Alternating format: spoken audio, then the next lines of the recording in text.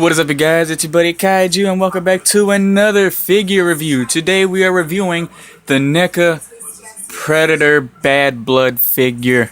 Picked this figure up at Big Bad Toy Store, and he was around 25 bucks. It is a deluxe class figure, and I'm gonna just say straight out, this is my first Predator figure ever. And this figure here actually blew me away. I mean, it's a really, really nice figure. Get a close up. Okay, first off, I'm just gonna say this. When I first saw this, look into his mouth and think dirty for a minute. That's all I'm gonna say. Watch out, Kaiju. But just look at the detailing. He's got a little bit of blood splatter there. Some on that gauntlet blade. Some on his hand. He's got all these, he's got skull and bone on him everywhere, man. On the back of that gauntlet, he's a crazy detailed out person. I mean, you can see the little black markings on him, and you can see that like net mesh that he has that is painted on there. I'm actually kind of glad that, I've seen quite a few Predator figure reviews, and I'm actually really glad that Neca painted theirs on there, where opposed to Hot Toys, where they made one and they actually put a net on there. I mean, like this right here, see how like it's chipped off a little bit right here? Well, you could take a permanent marker or someone with a very steady hand and a very little paintbrush and just go over it and fix that up real quick. Or if you have an actual net made out of thread, yeah, there's no going back with that. Now, this figure does come with a few accessories. We're going to get into his weapons first. He comes with this spear. It's like a wooden spear. And right here, he's got those two jagged edges right there and the metal tip. And it actually is pretty sharp. I mean, you can see the streak going through. It is actually a pretty sharp piece. I'm going to set that down right there, and I'm going to show you where that goes at. His next weapon will be his machete/sword, and as you can see, it's covered in blood. So he went to slicing and dicing on someone. This here sword here actually looks pretty cool. I actually like the design on it. And right here, looks like a bone or some sort right there. It looks like he made it out of a bone. Next one is a bit of a useless accessory, just a little cool trinket they input. And it's it's a dreadlock from a Predator. I mean, I guess you could fit it into his belt, but there's no real use for it. It doesn't connect onto the figure. It has no real storage area on him or nothing. He does come with one changeable hand. His right hand, excuse me.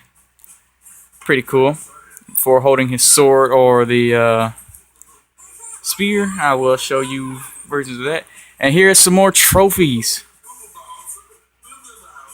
Nice bone. Oh no, I dropped it. It's a nice bone color. Teeth are yellowy. Look on the back, and they sculpted the backs of them. I mean, Neca really went out on this figure. Really nice. Here comes the gross part, where he has human heads, and you can see this one here. Oh, it's finna drop it. He's just like, but he's got that blood running out the side of his nose, mouth wide open, eyes are pretty much dead, hair. And here's the gross part.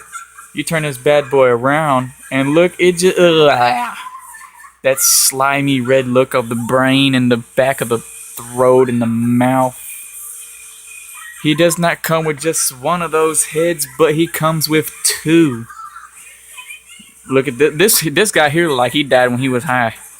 Look at the yellow eyes. Those horrible yellow eyes. Yep. And he's got a little bit of blood running out of his nose and the side of his mouth. Turn around to the side, and there's some more of that icky yuckiness right there. This one here actually has a hole at the bottom of it. I don't know if that there was for like a stand of some sort, or if it was just part of the esophagus. And there's going to be it for the figure. Oh, one more weapon he has is his triple bladed gauntlet. covered in blood, looking pretty sick right there.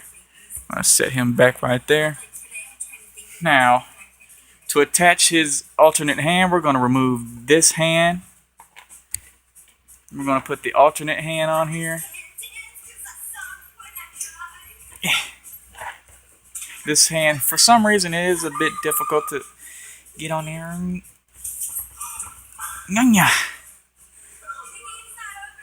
Yeah.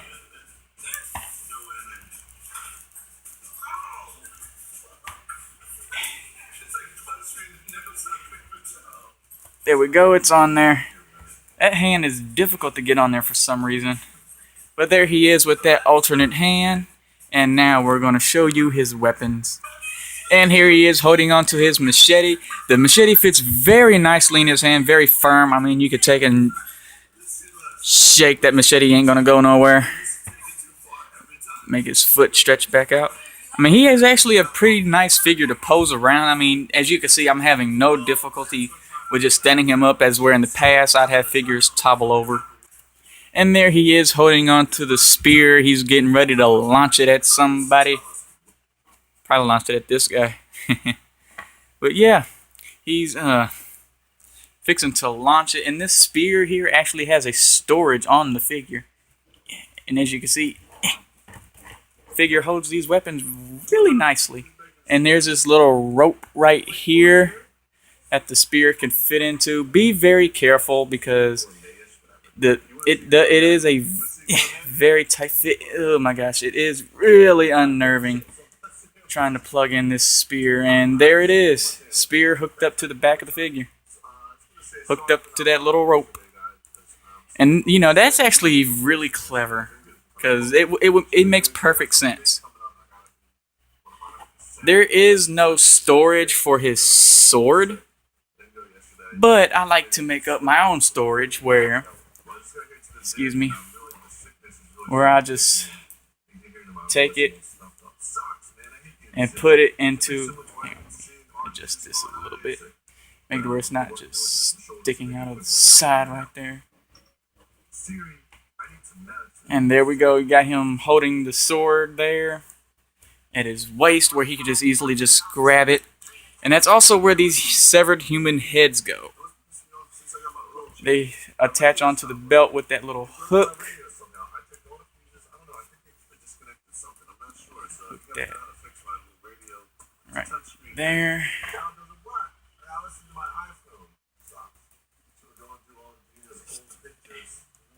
Put this right here. There we go. And there he is with his severed human heads on. Here we go. Now, these things are actually supposed to go here where the sword is, but it is very, very, very unnerving, nerve-boggling for me to put that. I'm afraid I'm going to break it. I'm going to show you how thin that little wire, that little rope is. You can see it latching over the sword right there. It is a very, very thin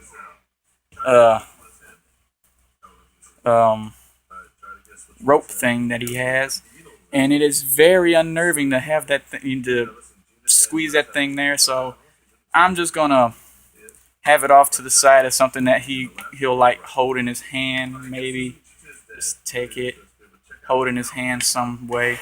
Now let's get into the articulation of this figure.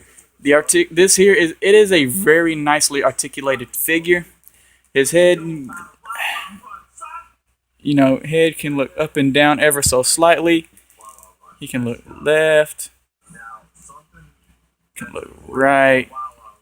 He even has this eyebrow ring that is articulated. You can just move it down,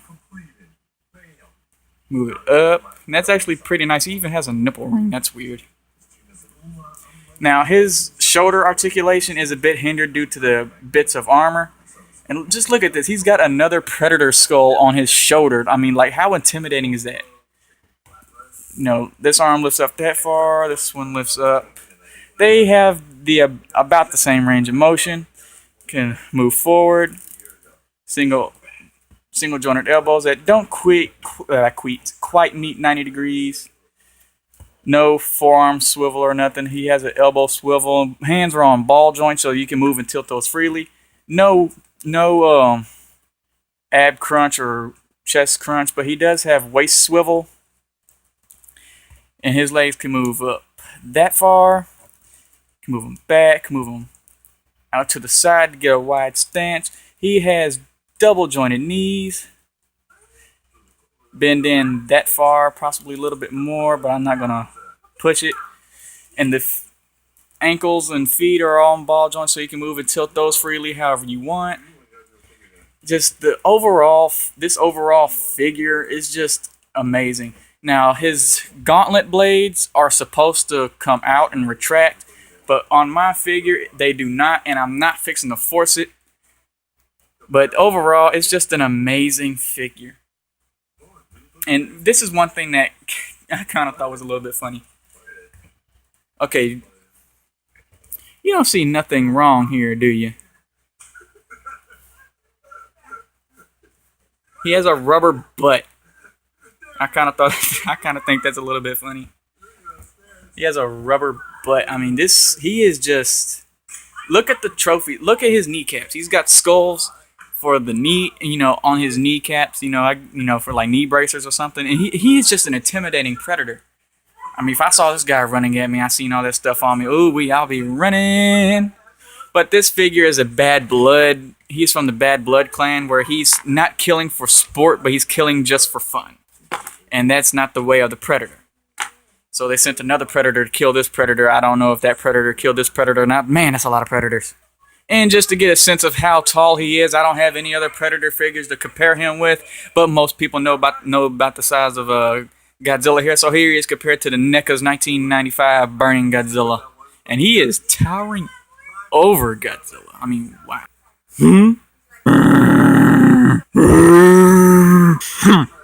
Now here's Predator side by side with who was my tallest figure in my collection, but it looks like Predator exceeds it. Well guys, that's going to conclude today's video. Please like, share, subscribe, do all that good stuff. And one thing I also forgot to mention on this figure, everything is made of a soft, pliable material, so if he does decide to take a shelf dive for some reason, you don't have to worry about anything breaking off or anything like that. And until next time, guys, subscribe to Super Panda Officials, leave a like, share, subscribe, all that good stuff. I said that already. Kaiju, get your head in the game, you're going crazy. And until next time, guys, later.